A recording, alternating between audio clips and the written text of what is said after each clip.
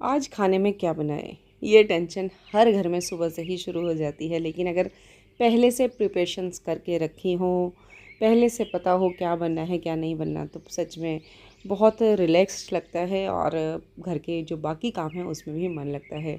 तो फ़िलहाल सुबह के अपने सारे काम निपटा के मैं पहुंची किचन में, और आज मैंने सुबह उठते ही सबसे पहले मूंग दाल को भिगो करके रख दिया था, क्योंकि तैयारी थी आज इसका चीला बनाने की। कई तरीके से चीला मैंने आप लोगों के साथ ऑलरेडी शेयर किया है, कैसे कैसे मैं बनाती हूँ।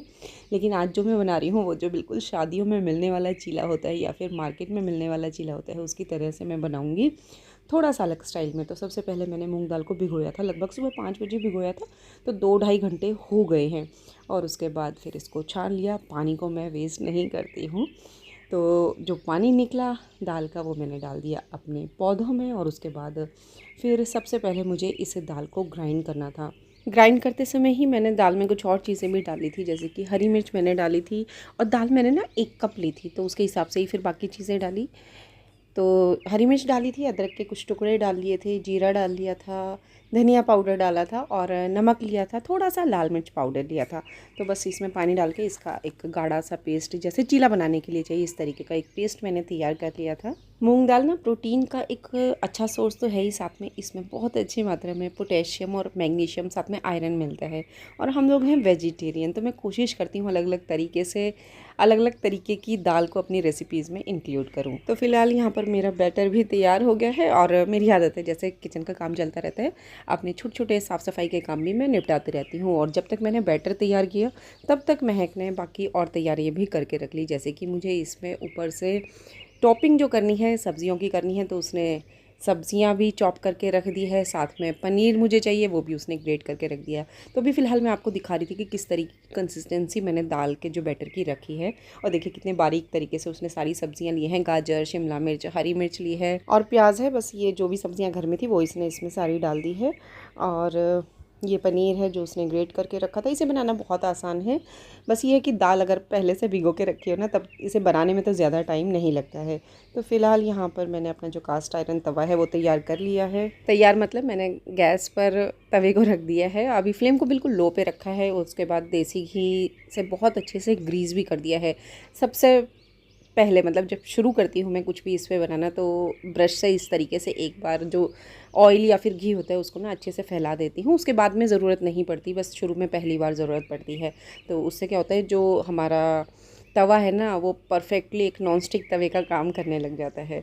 तो फ़िलहाल बस अपना इस तरीके से जैसे हम डोसे का बैटर फैलाते हैं, इसी तरीके से जो बैटर है उसको फैला लिया है। और इसको दोनों साइड से सेकने की ज़रूरत नहीं पड़ती है, डोसे की तरह ही सिकता है एक साइड, यानी नीचे की ओर से हम इसे सेकेंगे। और बस उसके बाद ऊपर से ही हम जो भी फिलिंग इसकी तैयार करके रखी है वो इसके ऊपर डाल देंगे।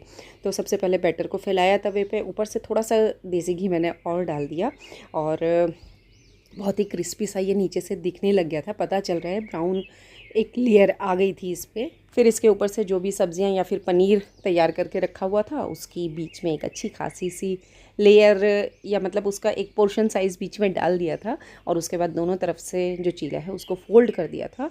हम चाहें तो जो बैटर होता है ना उसमें भी जो सब्जियां हैं वो डाल सकते हैं, फिर उत्पम की तरह इसे सेक सकते हैं, और फिर पनीर हम ऊपर से डाल सकते हैं। बहुत ही अच्छा लगता है इस तरीके से भी। तो चेंज कर करके अलग अलग तरीक़ों से हम सेम रेसिपी को भी ट्राई कर सकते हैं, बच्चों को भी देखने में और खाने में अच्छा लगता है। तो फिलहाल इस तरीके से जो पहला चीला था वो मेरा तैयार हो गया है, और बहुत ही क्रिस्पी, बहुत ही बढ़िया लग रहा था देखने में, और खुशबू तो बहुत अच्छी आ रही थी। और सबसे अच्छी बात है कि बिल्कुल भी किसी तरीके का गिल्ट नहीं था कि हम कोई फ्राइड आइटम खा रहे हैं या फिर हम कोई मैदा वाला आइटम खा रहे हैं। और फिर भी रोटी सब्जी से अलग हटकर एक नई चीज़, एक नया तरीके का नाश्ता तैयार था।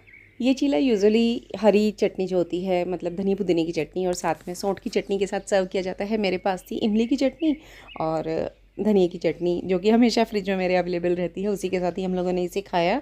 और आप में से कई लोग ना सवाल पूछते हैं मेरे इस कास्ट आयरन तवा को लेकर कि क्या ये काम करता है नॉन स्टिक तरीके से या नहीं करता है। जी, ये परफेक्टली नॉन स्टिक तरीके से ही काम करता है। बस शुरू में जो मैंने आप लोगों के साथ वीडियो भी शेयर किया था किस तरीके से इस तवे की प्रॉपर सीजनिंग करनी होती है, और उसके बाद में भी बहुत ही ध्यान रखना होता है जिस जिस तरीके से हम इसको यूज़ करते हैं, किस तरीके से इसकी स्टोरेज रख करनी है।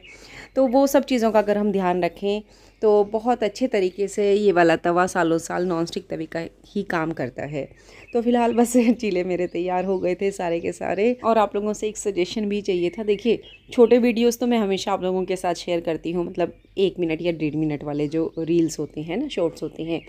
अभी फ़िलहाल कुछ दिनों से मेरी कोशिश है कि इस तरीके के वीडियोस जैसे 5 मिनट के, 6 मिनट के या 7 मिनट के भी आप लोगों के साथ शेयर करूं। कई बार क्या होता है, जब कोई कंटेंट हम लोग बनाते हैं, कोई वीडियो हम लोग शूट करते हैं और जब उसकी एडिटिंग करते हैं और उसको हम छोटा कर देते हैं 1-1.5 मिनट का, तो बहुत ही इनजस्टिस सा लगता है कि नहीं, कंटेंट के साथ हम एक नाइंसाफ़ी कर रहे हैं। बहुत कुछ होता है उसमें बताने को, बहुत कुछ होता है बोलने को, बहुत सारी चीज़ें आप लोगों के साथ शेयर करनी होती है, लेकिन इतने छोटे वीडियो में ना हम लोगों को मौका मिल ही नहीं पाता कि वो सब चीज़ें आप लोगों के साथ शेयर करें।